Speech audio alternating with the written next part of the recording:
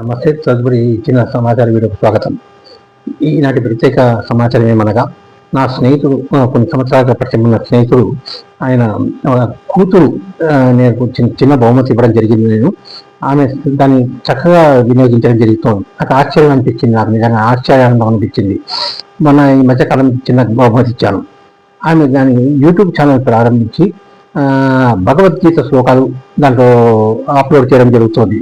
చాలా ఆశ్చర్యానందం అనిపించిందండి. కేవలం 6వ తరగతి చదువుతున్న అమ్మాయి ఇంత గొప్ప నిర్ణయం తీసుకోవడం, ఇంత గొప్పగా దాన్ని వినియోగించడం నాకు చాలా ఆశ్చర్యం అనిపించింది. ఈ చిన్న వీడియోలో అందుకే సమాచారం ఇవ్వాలనిపించింది నాకు. ఇంతటి అద్భుతమైన ఆలోచన చూడండి. భగవద్గీత శ్లోకాలు నాకే సరిగా తెలియదు మరి దాని గురించి, భగవద్గీత శ్లోకాల గురించి నేను కొంచెం వినడం కూడా జరిగింది. నాకు వినిపించడానికి జరిగినది. కానీ నేను మామూలుగా ఏదన్నా చేసుకుంటుందేమో అని చిన్న బహుమతి ఇచ్చాను. కానీ ఆమె ఈ విధంగా ఉపయోగించడం నాకు చాలా ఆశ్చర్య ఆనందాన్ని కలిగించింది. ఆమెకి అభినందనలు, శుభాకాంక్షలు తెలియజేస్తూ, నా స్నేహితుడికి వారి కుటుంబానికి కూడా అభినందనలు, శుభాకాంక్షలు తెలియజేస్తూ, మీ అందరికీ ప్రత్యేక ధన్యవాదాలు తెలియజేస్తూ, నా స్వామివారి అమ్మవారికి కూడా ప్రత్యేక ధన్యవాదాలు తెలియజేస్తున్నాను. చాలా చక్కటి ఆలోచన అమ్మాయిది. చాలా 6వ తరగతిలోనే ఇది రావడం చాలా ఆశ్చర్యం అనిపించింది.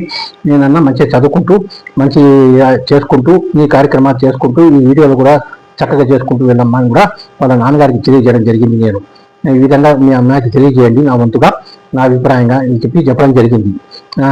నా వీలైతే నేను కామెంట్ కూడా పెడతాను, ఇంగ్లీష్లో, తెలుగులో కూడా కామెంట్ బాక్స్లో కూడా తెలియజేయడం జరిగింది. నేను చూశాను, కామెంట్ బాక్స్ కనపడలేదు నాకు, కనుక పంపించండి, నాకు ఏమైనా ఉంటే నేను పంపిస్తాను. ఆమెకు ప్రోత్సహించాలి మనం ఇటువంటి వాళ్ళని. చిన్నపిల్ల 6వ తరగతి ఆమె భగవద్గీత శ్లోకాలు చెప్పడం ఇది చక్కగా చెప్తుంది. నేను చూశాను యూట్యూబ్ కూడా, చాలా బాగా అనిపించింది నాకు. అందుకు మరొకసారి వారందరికీ ధన్యవాదాలు తెలియజేస్తూ, మీ అందరికీ మరొకసారి ధన్యవాదాలు తెలియజేస్తూ, స్వామివారి అమ్మవారికి కూడా ధన్యవాదాలు తెలియజేస్తున్నాను. ఓం నమో వెంకటేశాయ నమః.